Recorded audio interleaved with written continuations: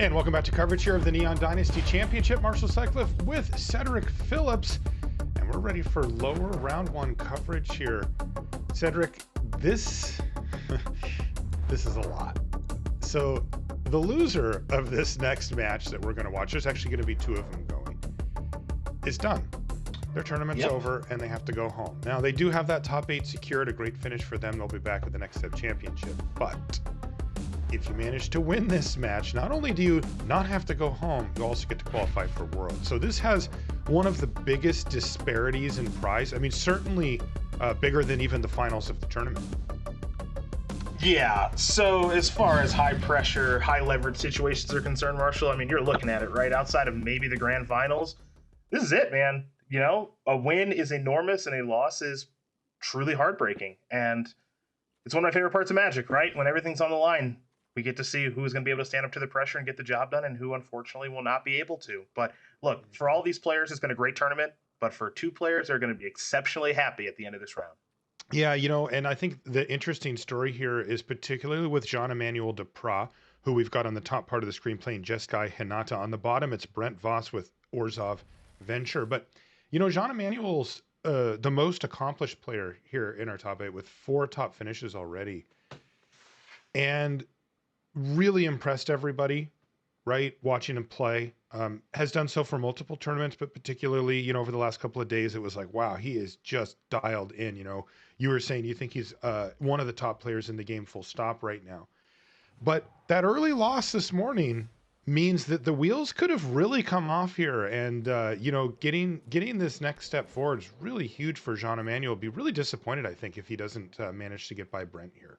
Yeah, I think so too. I think he has some pretty high expectations for himself. I think he's a fairly humble magician as well, to be sure. But I do think he's a player that has very high expectations for himself. And over the past handful of years, he has met and exceeded those expectations. Is to everybody, in my opinion. I mean, we're looking at a player here with plenty of top finishes on the resume right now. I personally think he's the best active player in Magic in the world at this moment. And those results are really starting to pile up, and we're seeing another one here. Now, I know second place happens to him a lot, and weirdly enough, he is the second seed coming in, which is rather humorous. But you know, if you told me that I would get second place at every Magic tournament I ever played in for the rest of my life, okay, take it, take it. Okay. All right, well, Brent's going to kick things off with Valky, God of Lies. That's going to take away Hinata and leave Jean-Emmanuel with no threats, but he's got Expressive Iteration, Memory Deluge, and an Abrade, so he certainly has some action here.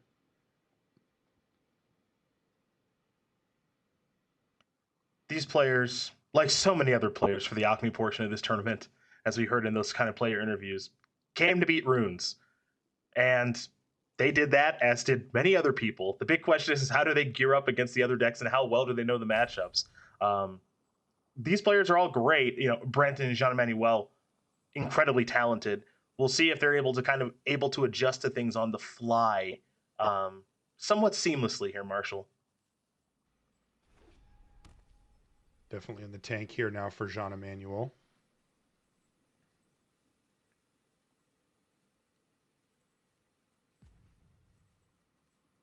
Playing the land indicates that the Expressive Iteration is going to be off the table here. So the question is just, does he want to leave up Abrade plus negate, maybe take a couple of damage here? Abrade if possible. Does he have red? Crossroads doesn't really tell us, does it? No, it doesn't. I mean, all will be revealed soon enough if an Abrade is... Abrade is castable right now because it's highlighted. Yeah, so he does have it, but... Yep. You got it. So the question is there a target for negate here? If you're sitting in Jean-Emmanuel's seat, as we can see, that's not the case, so that will lead him to go ahead and Abrade. And once it's not a backhand, with good reason, card's incredibly powerful. And right on time as well. Yes, he can play his land and then play Hinata. Now, the downside to it is that Brent didn't do anything, right? He's passed the turn back. So if Brent's sitting on some cheap removal, he may be able to deal with it. And he's just going to say land go here for Jean-Emmanuel. Patience, patience. There's Archon of Amiri off the top of the library for Brent. Interestingly, we haven't really talked about it much today or even very much yesterday because it did its job so well of just wiping out the Naya Runes decks. They just had such a beating on day one. We didn't even see that many of them on day two, and Archon of Emeria was a big part of the reason why. Archon of Emeria is such a fun story for this tournament, right? Because you look at that card and you say, okay, all these players have pinpointed that this card is incredible against runes, so they are starting it in a ton of matchups. And they were right. They nailed it, that it was an incredibly important card in the matchup and a game breaker. And it's also really bad in a lot of other matchups. So we see it get sideboarded out a ton this weekend. Mm-hmm. But for the matchup that it's meant to be good in, look, it was worth it to take that gamble and main deck that card because it was fantastic. Speaking of gambles, really cool situation here. Oh, and it backfires huge on Jean-Emmanuel. So he had the option with City Stalker Connoisseur and 2 4-drops in hand to just say, fine, like I'll get rid of one of them and then I get to play the other one. Mm-hmm. For example, if he wanted to protect Hinata, instead he decided to fire off the Memory Deluge, perhaps thinking, well, I'm going to get to look at 4 cards here. I may be able to find, another 4-drop or even a more expensive card. Instead, Disaster strikes. He sees all lands and now has to discard Hinata as well. Yeah, a little surprised about that, honestly. That's a beat. Now he's got to try to rebuild with Expressive Iteration. Goodness sakes. He's going to feel happy that he's churning through the top of his library because there was a lot of lands on top. He can find a Celestis here, and that's about the best he's going to do. Yeah, I'm into the Celestis here. Obviously, Spikefield Hazard is not really at its best at this exact moment, so I wouldn't be surprised to see him put that on the bottom, exile that, and then his turn is just kind of rolled up with a land, a Celestis, and pass the turn back. And this is still a totally fine turn because now you're up to 6 mana and working your way, if it comes to that, of just, maybe you backdoor your way into just hard casting Magma Opus, or at the very least, flashing back Memory Deluge. So not a terrible spot to be in here for JED. Right, and the Celestis, could do very good work for him as well by clearing out some of these lands. He's got 4 lands in hand. 3 of them are spell lands, so they're not blanks per se, but perhaps he'd like to thin a few of those out and try to turn them into spells, and the Celestis can do that for him. Curious to see if Valky hits the battlefield. That'll be a boon, actually, for Jean-Emmanuel. He'll have a Spikefield Hazard to take care of it and won't have to deal with it later. Yep.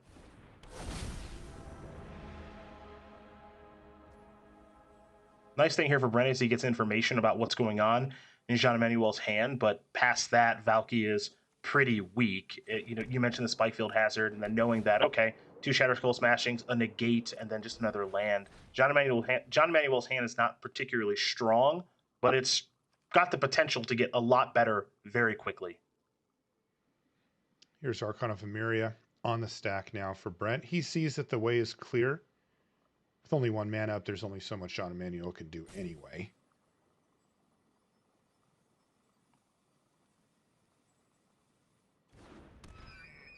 So the Archon can hit the battlefield.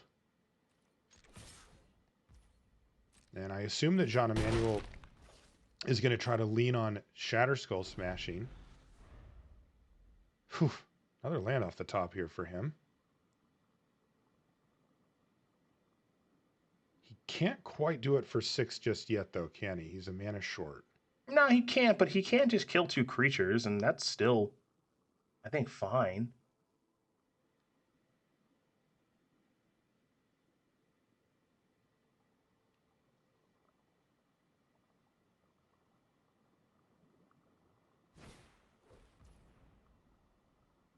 Doesn't seem bad.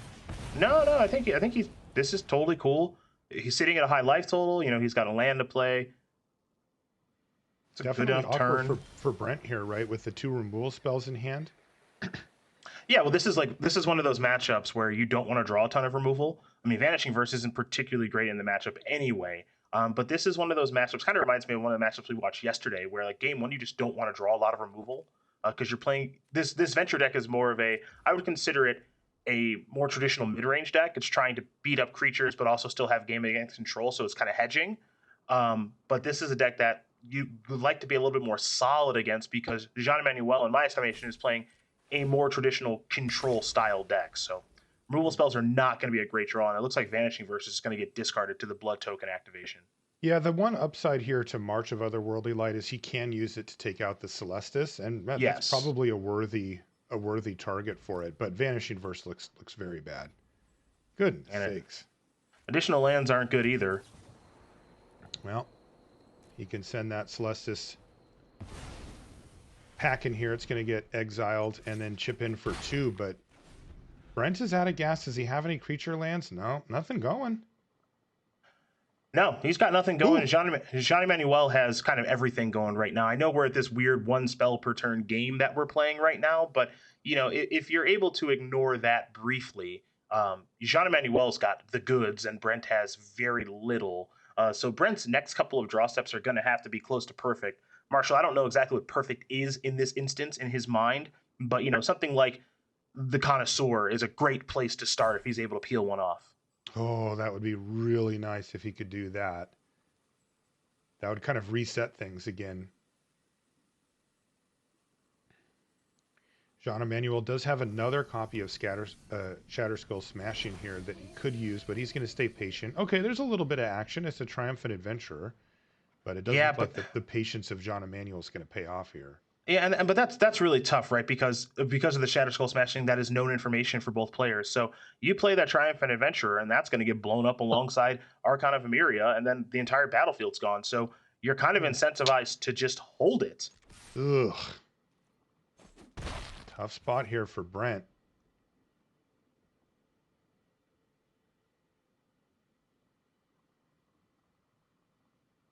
Surveying the scene, but no reason to throw the Triumphant Adventure into the mix. You have to kind of force Jean-Emmanuel to do something about this Archon. Yeah. This is just the ultimate rock in a hard place. This is bad for Brent both ways. Brent would like to be able to add something more to the battlefield. He's going to. But yeah, this just kind of stinks because now both things just kind of get, absolutely lit up as far as I'm concerned. Yeah, now Magma Opus is online as well, and that seems like a fine way to get rid of the board and do all the things. If he has one more land, right? Because non-basic's ETB tapped, so I think you just have to smash it. He doesn't have a basic. You're right. So I think you just have to, like, if you want to clear him, you can just smash him away. It looks like he's going to hard cast it so he can still have negate available.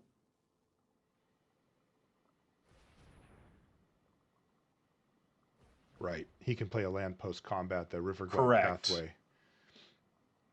So this works out really nicely here for Depraz. Now he even gets to have Magma Opus for later. Yeah, I mean, this is great for Jean-Emmanuel, right? Because one, both creatures are gone. You're at 11. Your life total stable. There are no creature lands there.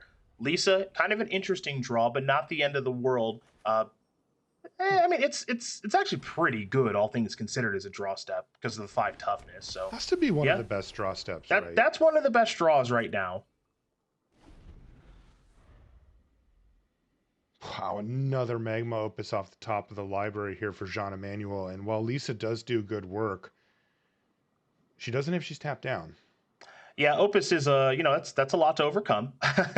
Right. It's a really powerful card, so that's a lot to overcome. How about 2 of them? Yeah, well, I don't really want to get into that, but yeah, 11 life left here for Jean-Emmanuel. So he even could take a hit here if he chooses, but seems incentivized to at least fire off the first Magma Opus and see what you get. Yep, there you go. And this is probably the game slipping away from Brent. Once he felt compelled to play out the Adventurer, then got it killed, plus his Archon, kind of was over. Yeah, and really, again, it was the old rock in a hard place. There's nothing he could really do. If he holds the Adventurer, it's not like things get much better. So, again, there is a part of me that just believes Brent's thinking was, all right, let's just get this over with and hope I just kind of peel runner into something really, really good. And Jean-Emmanuel's hand is not that strong. And, well, we can see it. We know that's not the case. Right. So much action here for Jean-Emmanuel. He's going to play Forsaken Crossroads.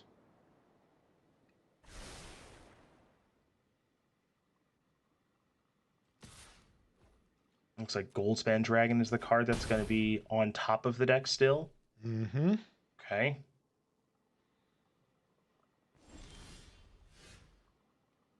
Another one. Yep. Another one. And Brent just has to nod his head.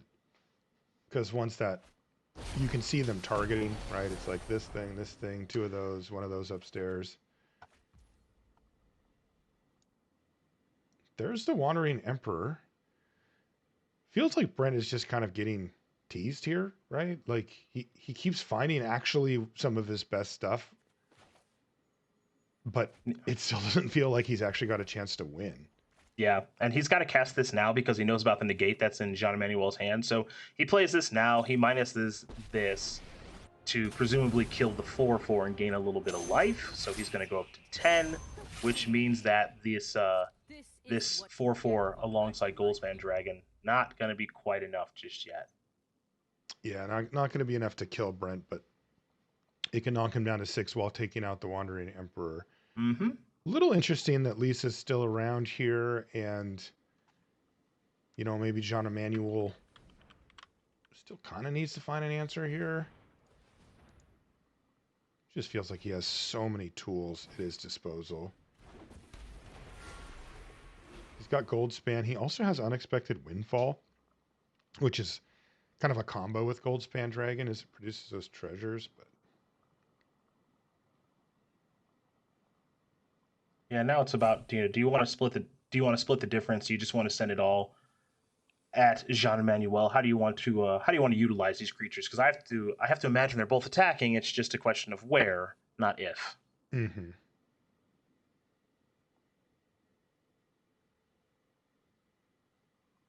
If you choose to knock Brent down to 2, then Lisa can pick up a counter and either attack or just stay back.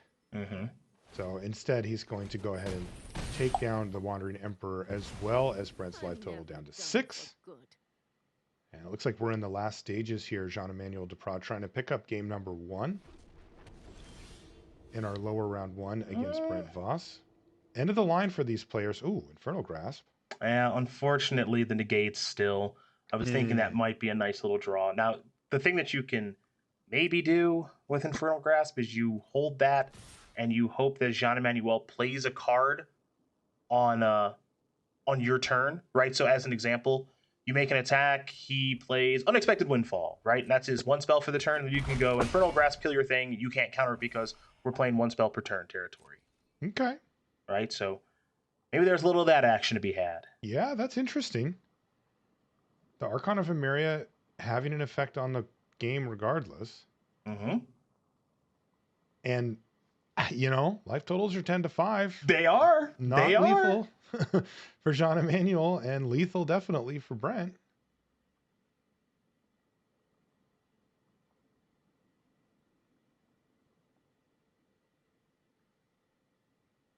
It looks like Jean-Emmanuel would like to upgrade to lethal here.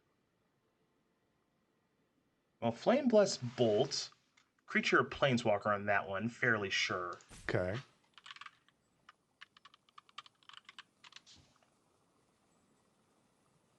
And if that creature or planeswalker would die, you can exile that. So yep. And this is where he's going to pounce with the Infernal Grasp, the play I mentioned earlier, because we're in 1 spell per turn territory. So Brent knows about the, he knows about the negate, and so I'm pretty sure he's just like I gotta move now. Does it help him? Well, if he brings himself, so he brings himself down the same to 8. clock. So if he brings himself, if he kills Goldspan Dragon, he brings himself down to 8, and then he's dead to a top decked Goldspan Dragon, but he's kind of dead to that anyway, so that doesn't really matter. So yeah, now it's a question of is there any reason for him to cast Infernal Grasp right now?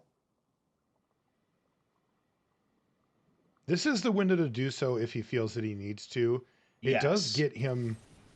It's not lethal either way, but it does give him a life total buffer, and also, there is a distinct upside to taking out the dragon. Ding! There's another Goldspan Dragon. Oh, man.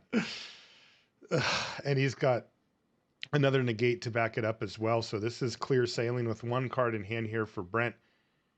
Oh, this is interesting. He might just go to Shatter Skull Smashing instead of casting Goldspan Dragon, which is actually a safer play. Remember, we're in 1 spell per turn territory for each player. Right. So the negate does nothing, actually. Yeah, so Goldspan plus negate is not an option this turn, but this is which is kill your stuff, play Goldspan Dragon, and kill you. This is the safest route to go, and that's the one Jean-Emmanuel went down. Look at Brent Vos. He's like, Dees. Yep. Yeah, pretty good stuff there from Jean-Emmanuel Depraz. He is still fighting very much here in our lower round one. These players have an incredible amount on the line, considering we're kind of entering the middle part of our Sunday coverage here. You know, a lot of times these players are playing for their tournament life, so that's usually enough, you know, to get you nervous and to make sure that you know what's going on. And here, it's more than that. It is their tournament life, but on top of it, it's a World's Invite. And man, playing in the World Championship is a goal for so many players. You know, we hear it over and over and over again said when a player qualifies, they'll often say, like, this is what I wanted. Like, it's always been my dream to play in that tournament, right? And it's like, we hear that so consistently. It's such a goal for so many. Of course, everybody wants to win. Everybody wants to do all the things.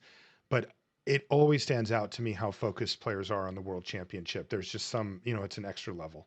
No, it's the coolest tournament of the year, and it's taken many shapes and forms over the past decade. But you know, I can only speak to my experience back in 2009 when I was chasing that tournament too, and I qualified for it in the last weekend of the season to be able to the week before the World's Championship took place in Rome, and qualifying for that tournament also got me the 2 points to go on the train the next year. And as happy as I was to be on the train the next year, nah, it was about going to Worlds in Rome, man.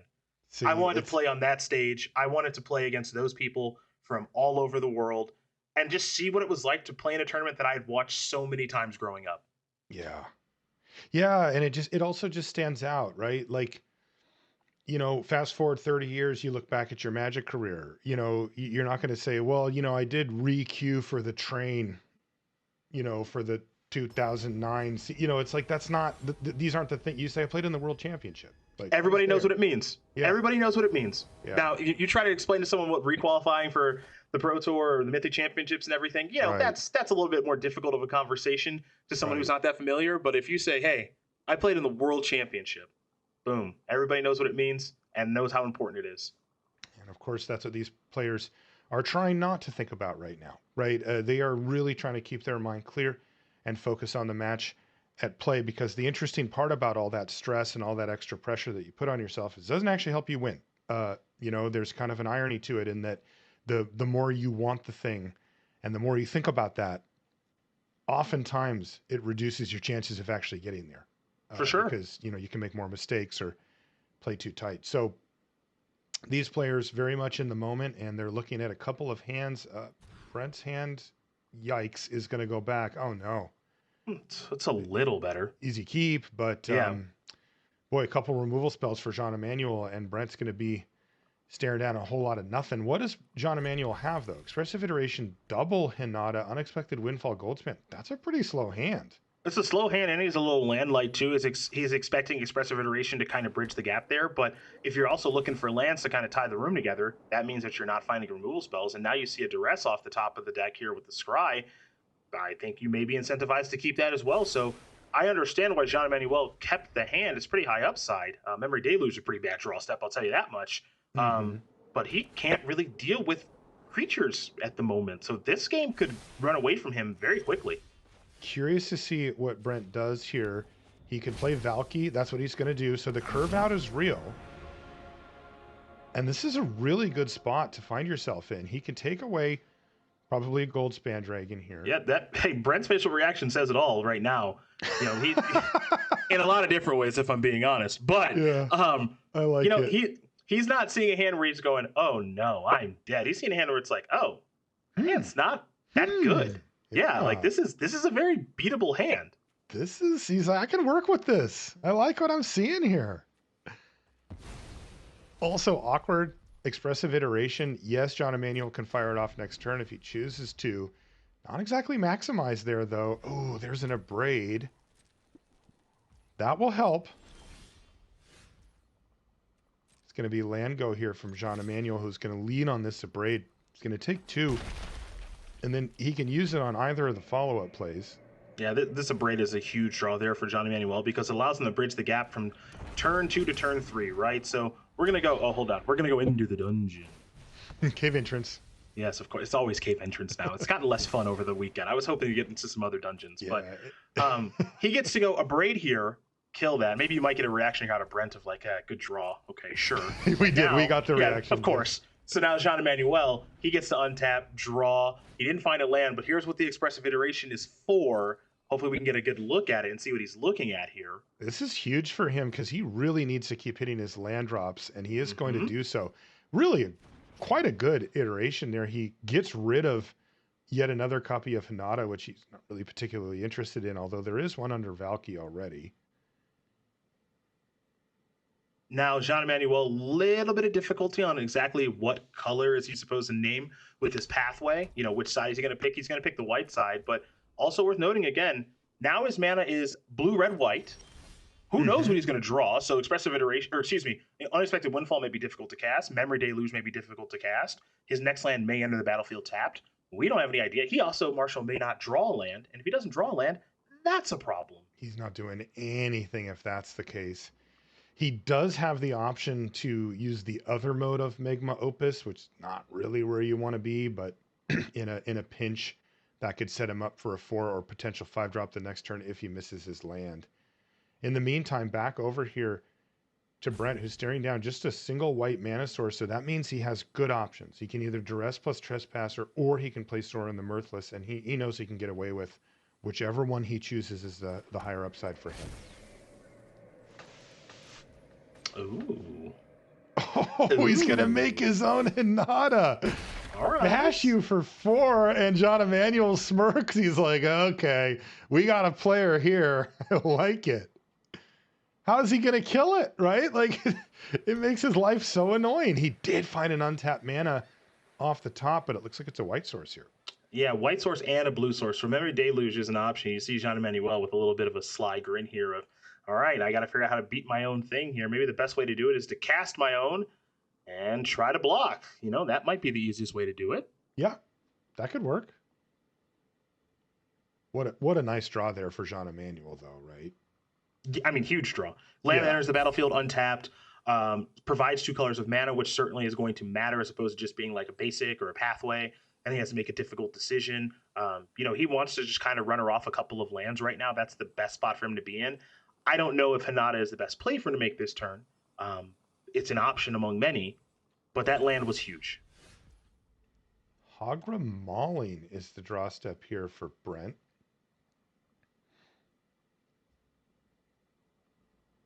I love that play of turning his Valky into Hinata.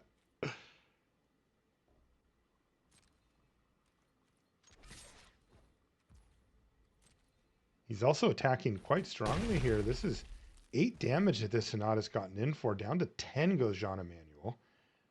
Brent is fighting for his tournament life. He's got to win back-to-back games against Jean-Emmanuel Depraz just to stay alive in the tournament.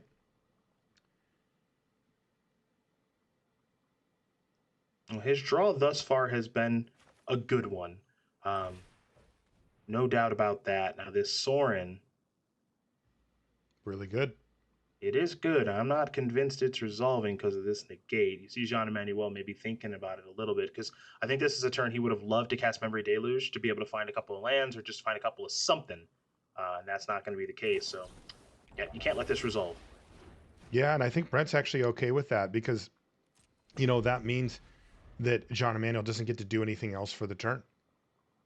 Now, Jawari Disruption, Marshall, is the front end of this card ain't going to come up very much, right? Because it's going to cost 3 mana, just like that negate did. However, the back end of it, you know, it's a land that enters the battlefield tapped. Not ideal, but, you know, not the worst case scenario because, again, it is a land drop.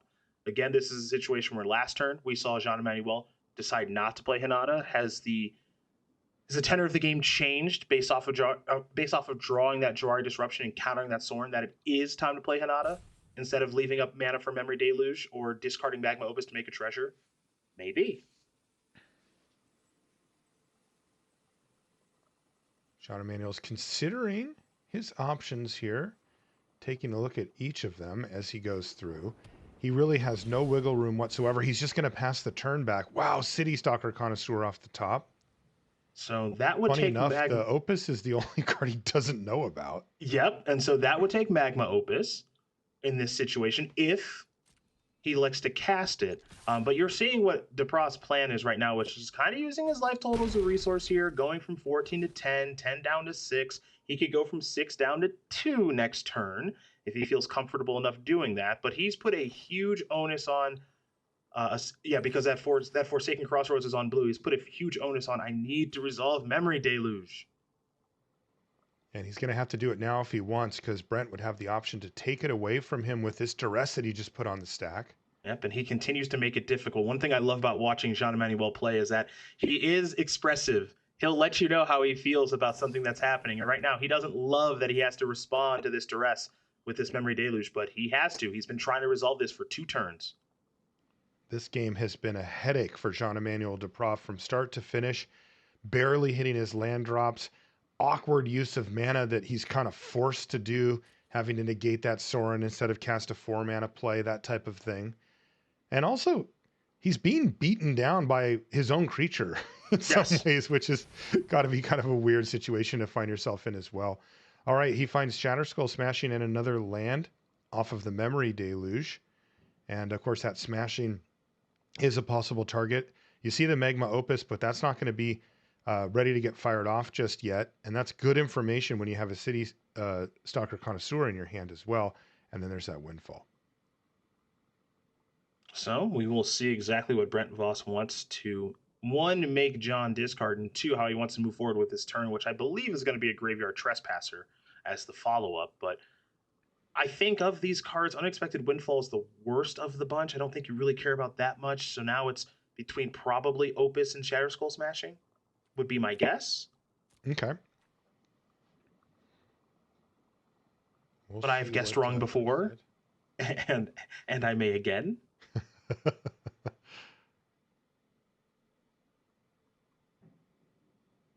Big decision point here for Brent Vos. Huge decision.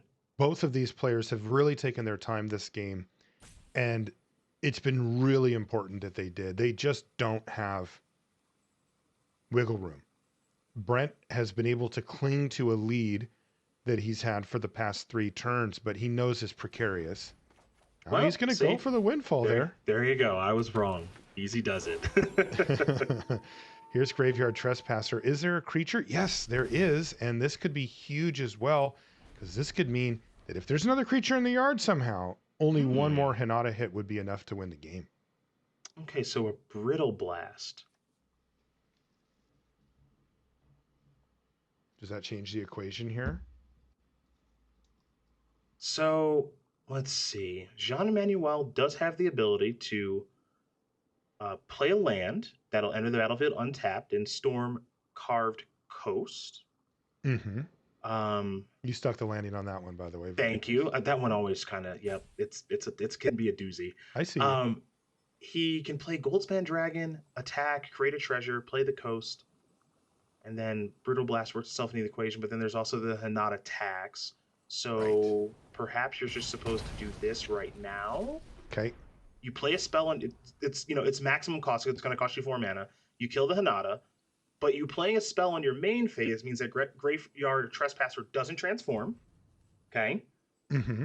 And so now this should be an attack for 3, and then Trespasser, if it has something to remove on the attack, means that you're going to end the turn, I believe, at 1. Yeah, that is true. It's interesting because Brittle Blast's extra text about exiling actually is very relevant here. Yes. Right, as the creatures that Brent has will no longer be food for the Trespasser, and Jean-Emmanuel does not run a particularly creature-heavy deck. Ooh, Thraben Exorcism off the top for Brent? Yeah, so that one's kind of in the weird sweet spot of I think that Brent's just going to tap out this turn for City Stalker Connoisseur. I think he just wants to continue to add to his battlefield here as opposed to leaving something up. But if I were Brent, I'd be doing the same thing that he's doing right now, which is, all right, let's just think it through.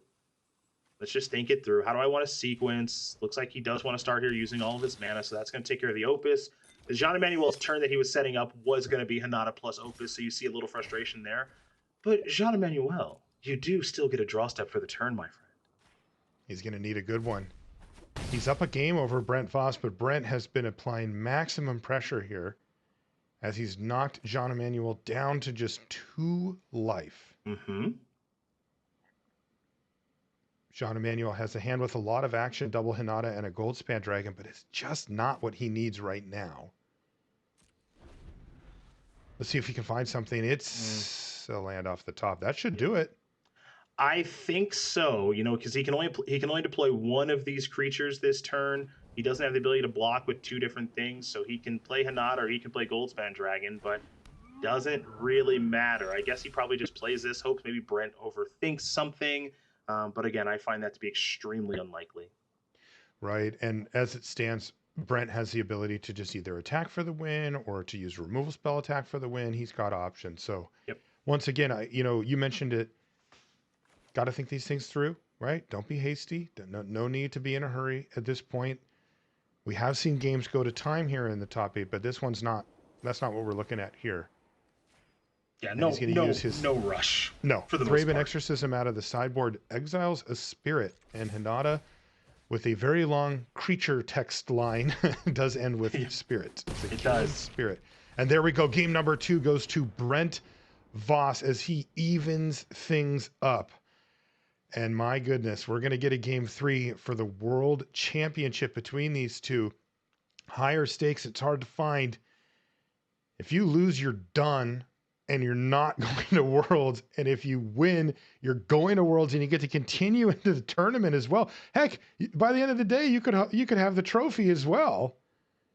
So much upside to a victory. And of course, it just comes down to this one single game, everything laser focused on this game, how you sideboard, what's your opening hand look like, how do you develop, what are they doing, all of these super important things that normally one game doesn't carry the weight of. Yeah, our game's pretty good about spreading it out. Yep. Yep. But every once in a while. It does this time. And you see the big changes here that Brent has made to his deck. 4 Archons out, 2 Vanishing Verses gone, 2 Lisa's gone, Precipitous Drops gone. So a huge shift in how his deck is constructed here for game number 3. He's got Edgar. He's got another copy of Duress to go along with the 3 in the main deck, so 4 total. Copy of Go Blank, Thraben Exorcism, which takes care of Hinata, as we've already mentioned. Sorin, Graveyard Trespasser.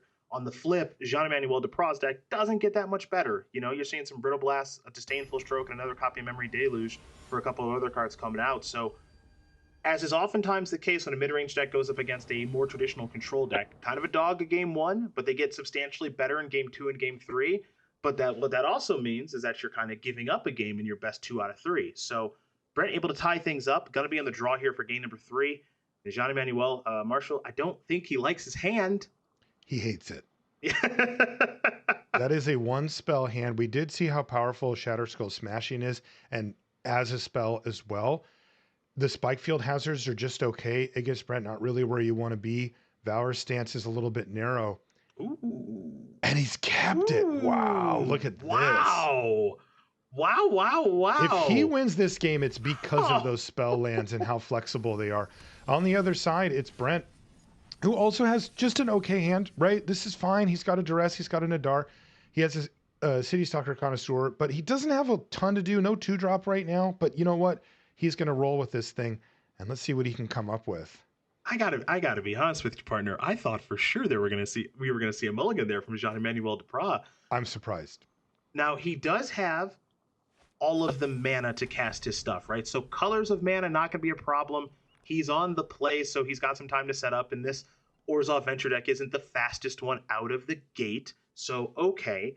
In that regard, he's doing all right. But as far as the quality of cards in his hand, pretty low. Very low. Again, we saw Shatterskull Smashing be an absolute all-star in game 1. We know the upside on that, but that's so far away that he's really banking on Brent having a very slow opener, and well, he found a target for a Spikefield Hazard. Yeah, that's what I was going to say. Step 1, we have a target for the hazard. Part of the reason you kept the hand, presumably. Awkward here for Brent, as he would prefer to try to clear the way with Duress first. But boy, being able to go Triumphant Adventurer into Nadar, into City Stalker Connoisseur is really tempting for him. Yeah, just using all of your mana at every single turn. Mm-hmm. Yep, I'm with you. He is on the draw here, so this Forsaken Crossroads gives him both options. This is going to be okay. So that means he's firing. If he played his turn this way, Yeah. Okay, I thought maybe he was going to fire off the duress. Okay, so he's just going to do this, and now he's going to play the adventurer, and that thing is going to die real fast. Real quick. So Triumphant Adventure is not going to stick on the battlefield. A setback for Brent, but it's just a 1-for-1. It's not a disaster. And he still has plays for the next 2 turns. The real focus here is if Jean-Emmanuel can find something, and he found another land. So Forsaken Crossroads, not the end of the world, not the best draw step, of course. He would have loved to, spike off an expressive iteration probably that turn. His draw steps have a very high ceiling as far as what they're capable of. We're talking cards like Goldspan Dragon, Hinata, Unexpected Windfall, stuff like that. Mm-hmm. But he hasn't found any of those things yet. So this Nadar that is in Brent's hand right now, at the moment, I think we're looking at no answer. That's the business. Yep. But a Scry could help. Scry to the top maybe for Jean-Emmanuel? He's looking at expressive iteration. He's leaving that on top. Okay, so there's some business. He doesn't need much to kind of have it avalanche into card advantage here. And he is going to be facing down this Nadar. It's real. That counts. That's a threat. That's something that's going to generate card advantage for Brent.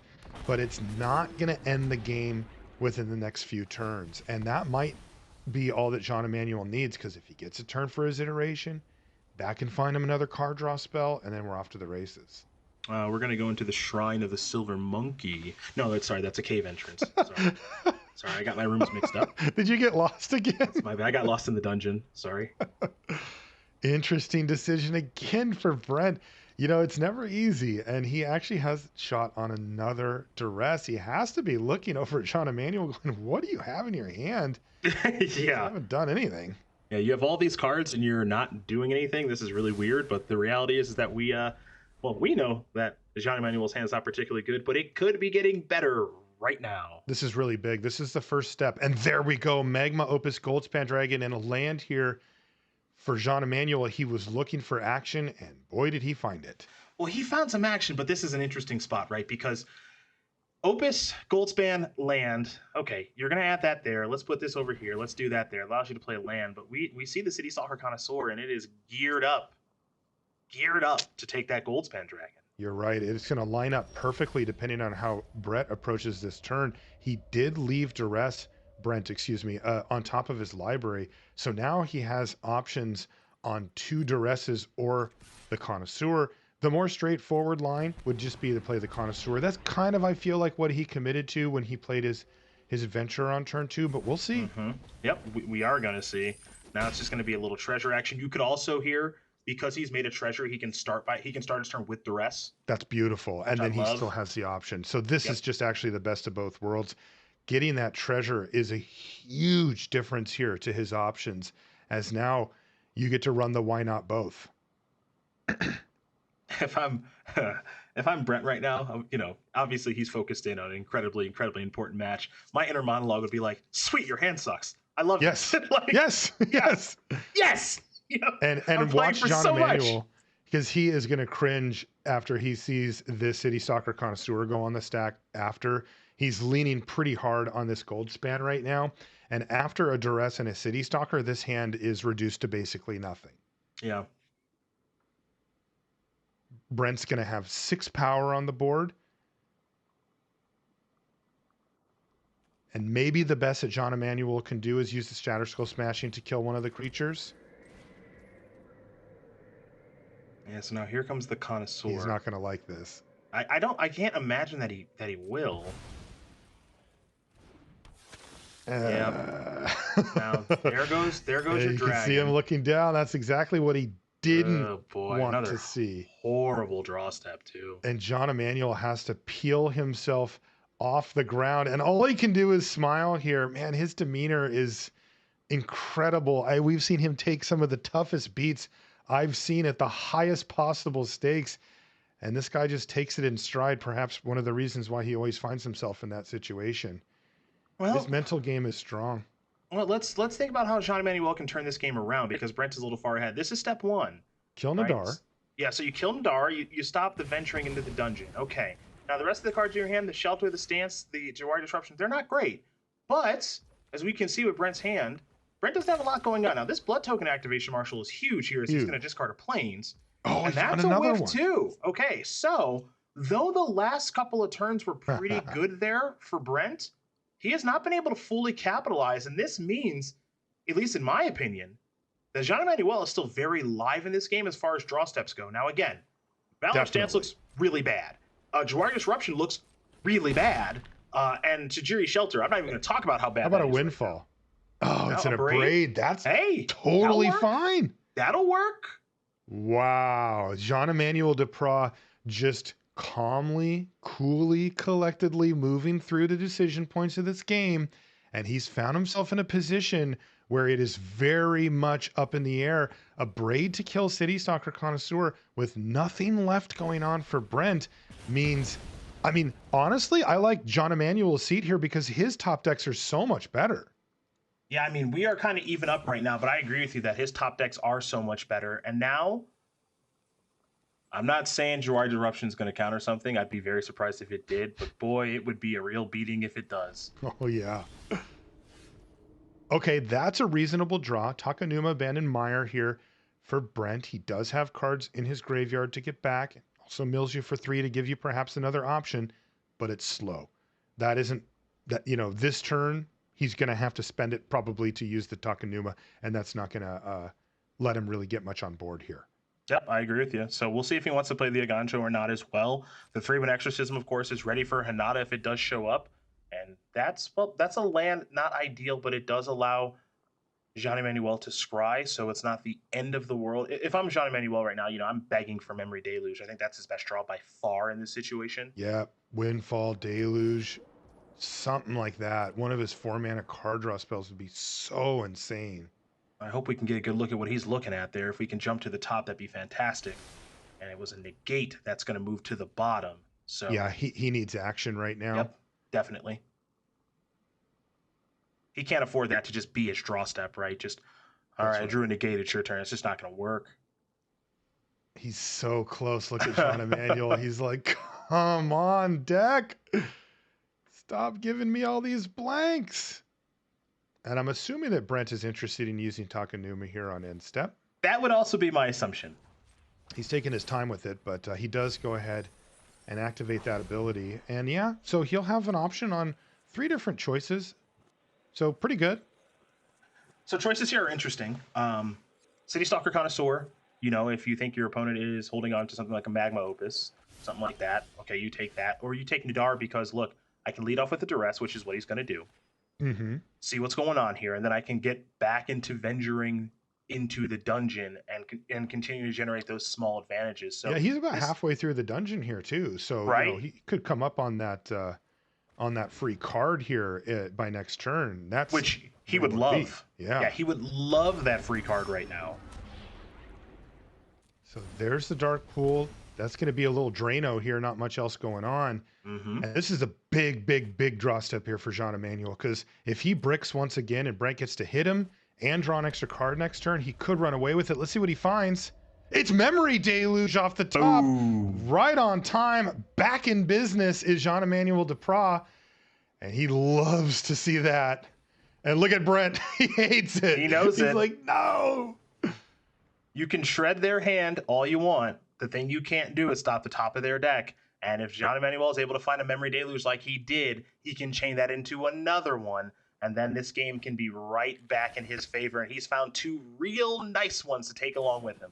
Just perfect. Brittle Blast to take down the Nadar. That's going to take the threat off the battlefield and prevent that card draw. Oh, but another Nadar off the top here for Brent. All right. That will mean he gets to get this card right away and perhaps can rebuild and pressure Jean-Emmanuel before he can capitalize on these Memory Deluges. Yes, he even finds a Triumphant Adventurer here too.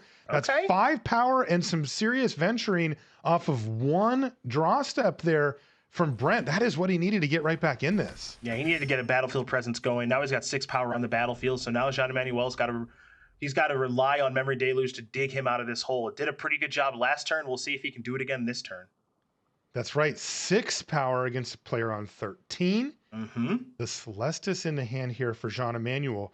He will not die next turn, but he has to be very, very careful about how he uses his resources from here on out, because he's got a lot of air, right? Like Memory Deluge, fantastic card, but he needs to find action with these, and he's not going to have a big window to do so. Yeah, he would have loved for Brent to miss that turn, so he maybe flashbacks Memory Deluge. But for now, Oh, he's going to look at the top oh. four. I hope we can look at it with him. Okay, Okay. there's another Brittle Blast, although he has to settle for a land for the other.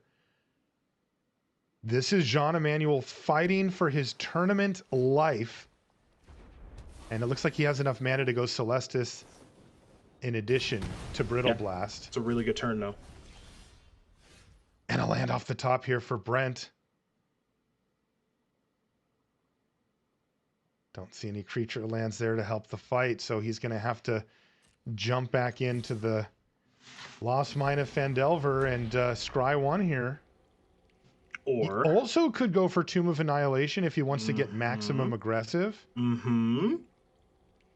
I don't think Dungeon of the Mad Mage is a possibility here just because it doesn't give you enough up front and he can't count on being able to keep working his way through the dungeon over and over again. So he's going to go for Scry 1. He wants to set up the draw. And there's Sorin the Mirthless on top. Not the most impactful card in an immediate sense, but it's certainly one of his more powerful options. Yeah, I think you'd rather have that than a random draw. So I think you just take that and, you know, you just kind of pass the turn back. I think that's really all you can do. Okay, 2 Memory Deluge in the yard. The Celestis is active. It's a good draw. There's an Abrade. He keeps finding answers for the threats. And as long as Jean-Emmanuel does that, I like his position here.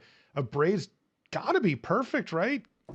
Kill the Triumphant Adventurer, and then you can still flashback Memory Deluge? Yeah. Now, so now you get to do this. Deluge, you get to look at 7 cards and take 2 with you. And look, Sorin's a really powerful card here. Don't get me wrong. I think this is a powerful Planeswalker. But when you're comparing these 2 cards between Sorin and Memory Deluge, one of these is clearly stronger than the other. And this advantage bar is really starting to head Jean-Emmanuel Depraz' way. All based off of the fact that he was able to peel that first Memory Deluge, which has chained him into the ability to get back into this game, Marshall. That's right. He did that into another one, and now he has both of them in the yard. The longer this game goes, the better it is for Jean-Emmanuel Depraz. We see Sorin the Mirthless go on the stack here for Brent. Nothing to be said about it for Jean-Emmanuel. He's going to flash back a Memory Deluge, but that's going to take up his mana for the turn. So he says, yeah, do your worst. It looks like it's going to be a card into hand here with extra mana for Brent. He figures, you know what? I could probably cast most of the stuff I find with it anyway. The problem is he missed. Yep. It was a Dungeon Descent. Now he's trying to figure out exactly which land he wants to play here. It looks like he's going to go with the Forsaken Crossroads. It's still allow him to scry, I believe. Mm-hmm. Yep, and so, oh boy, that talk about a turn. Wow, late. wow, a turn late, Cedric. Jeez. And he shakes his head. He knows that the window may be closed on that. Here comes a huge Memory Deluge now. Look at that. Goldspan Dragon, a Braid, unexpected windfall. Good options here for Jean-Emmanuel. Interestingly, nothing super reactive as far as counterspells go. So Go Blank, at least currently, would be resolving. And it makes you wonder, was he supposed to play the land first for the scry, put the card to the bottom, then activate Sorin, and then draw that card, or vice versa, right? Because if he'd drawn a Go Blank this turn, you know, Jean-Emmanuel, what he flashbacks Memory Deluge, and then, you know, I still get the 2 cards that you got, and then the Memory Deluge that's in your graveyard is gone too. Yeah, I mean, no that's way just around absolutely brutal. Boy, that would have been a huge difference, as it turns out. Perhaps, you know, thinking, well, what if I draw a spell that costs 1 more mana than I have on the battlefield, then I can play an untapped land and then play it, keep his options open. Yeah. I guess let's see. Yeah, the mana that he has available, he'd only have 2 mana available, so never mind. Nothing to worry about there. Because if he plays, if he can't scry and then also have the land on the battlefield untapped, so I take that back. Ordering was totally fine with the Sorin and the Go Blank. It's just unfortunate that Go Blank is sitting on top of the deck. So Brent actually did nothing wrong there. It's just it's unfortunate that the cards fell this particular way. Goldspan Dragon comes down, takes a big chunk out of Sorin's life total, or loyalty total. Spikefield Hazard finishes the job. And Jean-Emmanuel Depraz is looking good here. When the dust settles on all of this, it'll be Goldspan Dragon and Celestis versus nothing. Yeah, I think so. So let's see.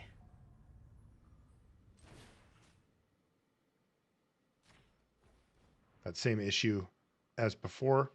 So So this is okay, right? Because if Jean-Emmanuel flashes back Memory Deluge, which he has the mana to do, he does. he just discards the 2 cards that he finds. That's right. So he won't have any extra mana to counter. Yeah, so this is just going to take care of the no cards in hand and the Deluge that's in the graveyard. Maybe he wants to cast this, maybe he doesn't. Maybe there's like, 2 bad cards that he wants to get rid of or something. I don't know. So there could be he's going to some play it. reason. Mm-hmm. Yeah, he's going to play this. A couple of cards he doesn't want anyway. Yep. And so now those are gone. It does make it so that Jean-Emmanuel does have to cash in that treasure, and you do wonder how valuable that is.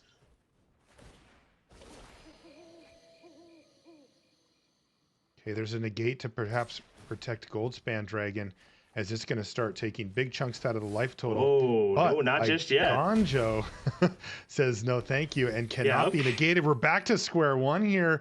It's the Celestis versus nothing as a land comes off the top of the library here for Brent. Wow, what a sick game we've got. Clocks are getting a little low for our players as well. They're both approaching the 4-minute mark with no real forward momentum, but it feels like the first person to do that, cast something of relevance, is going to break this game open, and that's going to favor Jean-Emmanuel in general, and certainly here with Expressive Iteration. Yeah, advantage JED now with the Celestis, now with Iteration on the stack, excuse me. Didn't get a great look at the cards, but it doesn't really matter too much. It's going to be a land and a Disdainful Stroke, so yeah, pretty bad actually. Spells. Yeah.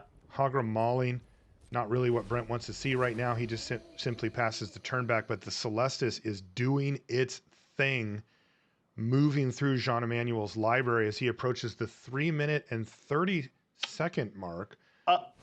Oh. Got to keep an eye on it. Oh, and there's Hinata and Magma Opus. The 1-2 punch here for Jean-Emmanuel. And that's got to be enough to put him over the top, right? Yeah. So Hagra Mauling is going to try to kill this Hinata. And I think we're going to see Jean-Emmanuel fight over this with the negate. That part's pretty obvious. Now, we'll probably see the Thraben Exorcism be played, I presume. Maybe not just yet. He does actually have enough mana quite easily for the Magma Opus, even though there aren't as many targets as you would often find. He can still fire this off with impunity. Yep. The value, I guess I'll call this a value Magma Opus. Mm-hmm. You could do a lot better than this, of course. It's got a higher ceiling, but it is what it is. Now the Thraben Exorcism does get to respond and kill Hinata, so that problem solved, but this Magma Opus should do enough here. And look at that, Expressive Iteration and Magma Opus into hand here with a land off the top for Brent Vos. This looks like the end of the line for Brent. What an incredible run for him, but Jean-Emmanuel Depraz, who keeps a hand that looked so sketchy, and he somehow has been able to chain together just enough card draw spells to put him in the lead. And now the avalanche happens, right? This is where it just snowballs out of control, and he gets to just end the game in a couple of turns. And he should have plenty of time to get it done. You see the clock there for him. It's 2:30 and 2:35 and kind of clicking down here a little bit. But Brent doesn't really have very much going on. It doesn't take long for Opus to finish off the game. And Jean-Emmanuel, I think, is ready to cast this as soon as possible. So Jeskai Hinata, everybody. It wasn't the most beautiful opening hand we've ever seen. But it came together. It came together. It really did. And now he's got 12 power out, facing down just a City Stalker Connoisseur and a Hive. But yeah, nothing to be done here. Brent just shakes his head. He's looking, okay, maybe I could do this and do that. But I think he sees the writing on the wall, just like we do, that this is going to be the end of the line for him. I think what we're going to see this turn is the City Stalker Connoisseur be cast, hopefully with still the ability to activate Hive of the Eye Tyrant. So that's why you see him manually tapping the mana. Just wants to make sure that he does have it right. Again, time is of the essence for Brent as well. If he is able to somehow, some way make a comeback, as his clock is about to be underneath 2 minutes and 40 seconds. But boy, Jean-Emmanuel, he's got a little bit of a grin on his face now. I think he knows he might be getting this one, Marshall. Yeah, he does. I mean, this is, taking away. Can he actually cast this for 2 mana? There's now targets on the battlefield where he can spread out the damage to his own creatures as well as the Connoisseur. He's only got 2 mana available, right? A Treasure and a Celestis. Yeah, Magma Opus for 2 in response, and he's going to tap down the Hive as well. Oh. Whoops. Wow. Dude, man, Boy, that combo Jean-Emmanuel is Depraz, a everybody. lot. And he even found the last Magma Opus there. It's going to get taken away by the City Stalker Connoisseur, but doesn't seem relevant at this point. Wow, another Connoisseur too. Man, Brent just keeps fighting to the end, but he shakes his head and says, too little, too late. With four powered creatures and only one blocker, it's a simple attack, and that's a world championship seat for Jean-Emmanuel Depraz, and he did it in style. Cedric, wow, they really brought the heat for us in that one.